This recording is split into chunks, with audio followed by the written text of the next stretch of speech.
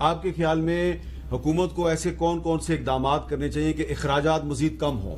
دیکھیں میں آپ کو ایک بات بتاؤں، ہماری اکانومی کا ایشو کیا ہے؟ انہوں نے سرکاری جو افسران ہیں ان کے پیٹرول کی لمٹ لگا دیا ہے، وزراء کی پیٹرول کی لمٹ لگا دی ہے، ختم کر دیا ہے کئی جگہوں پہ.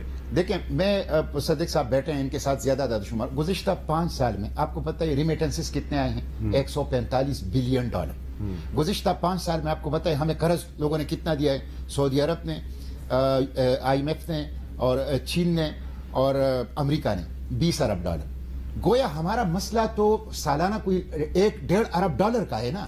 تو ہم اس $1.5 ارب کو اگر مینیج کر لیں یا $2 ارب کو اگر مینیج کر لیں کسی طریقے سے اپنی کرپشن کو ختم کر کے، اور کسی طریقے سے اپنی اشرافیہ کے مراد کام کر کے، اور کسی طرح اپنے ریمیٹنسز کو بڑھا کے، اور کسی طرح اپنی ایکسپورٹ کو بڑھا کے، تو ہم غلامی کی اس زنجیروں کو توڑ سکتے ہیں. دیکھیں سب سے پہلے تو حکمرانوں کو اپنے آپ سے آغاز کرنا ہوگا. میں اکثر ماؤ زیتون کی مثال دیتا ہوں. وہ جب لانگ مارچ میں جا رہا تھا تو اس نے دیکھا کہ ان کے پاؤں میں تو جوتے ہیں، لیکن اس کے ساتھ لانگ مارچ میں جو کارکنان ہیں ان کے پاؤں میں جوتے نہیں، اور وہ برف کے اوپر پیدل چل رہے تھے. اس نے جب اپنے کارکنان کو دیکھا تو اس نے اپنے جوتے اتار کے پھینک دیے کہ میں بھی ان کے ساتھ. حکمران اور عوام، خواہ وہ پارلیمنٹیرینز ہیں، خواہ وہ بیوروکریسی ہے، خواہ وہ ہماری ججز ہیں، خواہ وہ ہماری جرنیلز ہیں، خواہ وہ ہمارا دوسرا ایلیٹ طبقہ ہے جو کہ رولنگ ایلیٹ ہے، یہ سب آتے ہیں اس میں. ان کو عوام کے لیول پر آنا ہوگا. ان کا رہن سہن، ان کا اٹھنا بیٹھنا، ان کا لائف سٹائل، جب تک یہ چیز نہیں ہوگی پاکستان میں یہ جو طبقاتی تقسیم ہے یہ ختم نہیں ہو سکتی. اور میں بتاؤں اس صورت میں اگر غربت بھی ہوگی لوگ اس غربت میں بھی خوش ہوں گے. اس صورت میں اگر تکلیف بھی ہوگی لوگ اس تکلیف کو بھی برداشت کریں گے. لیکن اس وقت اب تو میں آپ کو بتاؤں اس وقت لوگوں کو اینگر کیا ہے؟ لوگوں کو بجلی نہیں مل رہی، بدترین لوڈ شیڈنگ ہے، 12 گھنٹے 18 گھنٹے کی لوڈ شیڈنگ. کراچی جیسا شہر لوڈ شیڈنگ کی لپیٹ میں ہے.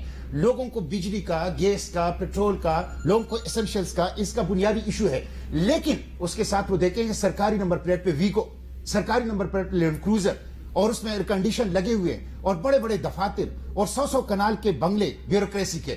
یہ لوگوں کو انتقامی جذبات کے اوپر ابھارتا ہے. اس کو ختم کرنا ہوگا. ویسے آپ تو ایک گاڑی کے ساتھ پھرتے ہیں وزیر ہونے کے باوجود، مجھے پتا ہے، اس لیے میں پوری قوم کو بتا رہا ہوں. لیکن آپ کے کچھ کولیگز ہیں وہ تو پورے میں کچھ باتیں گزارشات آپ کے سامنے کرنا چاہتا ہوں. پہلی بات تو یہ کہ کیونکہ مشتاق صاحب میرے بھائی ہیں اور کالیگ ہیں، ہم ساتھ بیٹھتے ہیں، نعرے بھی بہت مارتے تھے. اب یہ ہمارے خلاف بھی ماریں گے مجھے شک ہے، لیکن شک نہیں ہے، یقین رکھیں کہ یہ لگائیں گے آپ کے خلاف.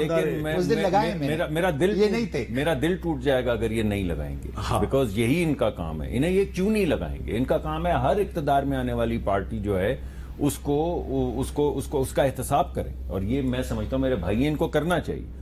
لیکن میں یہ کہہ رہا ہوں کہ میری تنخواہ آدھی ہے ان سے.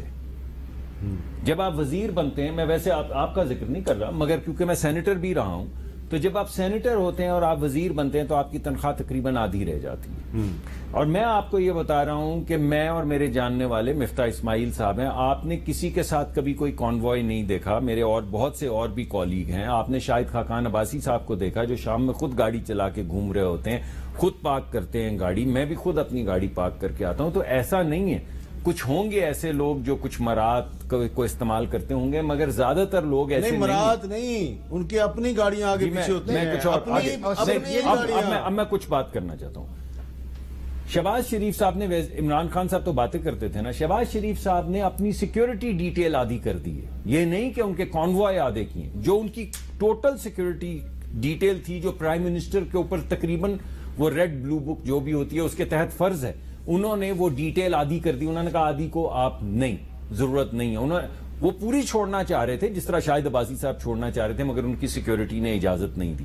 انہوں نے یہ کہا ہے کہ کوئی وزیر جب تک سیکیورٹی تھریٹ نہ ہو، جو ایک کمیٹی اسٹیبلش نہ کرے، وہ سیکیورٹی کے یہ گاڑیاں واڑیاں ٹی ٹانٹا نہیں لے سکتا.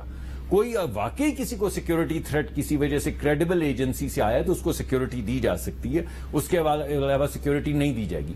کوئی نئی گاڑی کوئی وزیر نہیں خرید سکتا، کوئی گاڑی وفاقی حکومت نہیں خرید سکتی، کسی جگہ پہ کوئی پارٹی نہیں دی جا سکتی، کوئی عشائیہ نہیں دیا جا سکتا. صرف اگر کوئی باہر سے کوئی آیا ہوگا، کوئی جس طرح امریکہ سے، یورپ سے، ترکی سے، سعودی عرب سے، چین سے اگر کوئی ڈیلیگیشن آتا ہے تو آپ اس کو ریسیپشن دے سکتے ہیں، ورنہ کوئی ریسیپشن نہیں ہو سکتی.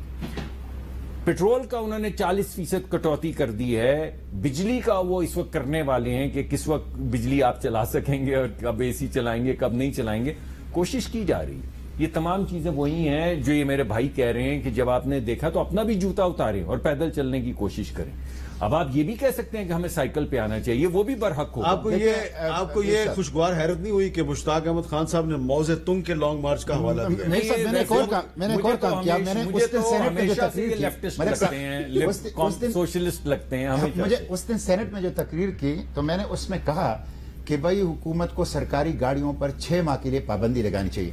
तो दूसरे दिन मैंने सबसे पहले अपना जो पेट्रोल कार्ड था मैंने 6 माह के लिए उसे चेयरमैन सेनेट को वापस कर दिया कि मैं सरकारी पेट्रोल बहैसियत स्टैंडिंग कमेटी चेयरमैन 6 माह के लिए इस्तेमाल नहीं करूंगा, इसलिए कि अखलाकन जो तजवीज मैं देता हूं, मुतालबा मैं करता हूं, सबसे पहले मुझे उस पर खुद अमल करना चाहिए। उससे कोई इंपैक्ट पड़ता या नहीं पड़ता, लेकिन कहीं से शुरुआत करनी चाहिए। ये बड़ी अच्छी बात की है जी।